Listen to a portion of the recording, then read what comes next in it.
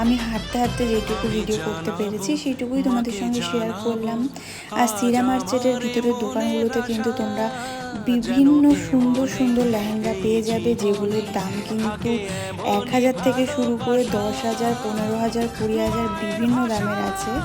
আর শুধু জিনিসপত্র দেখলেই হবে, মাঝে মাঝে তো একটু খাওয়া দাওয়া করতে হবে, তাই আমিও একটু খাওয়া দাওয়া করছিলাম।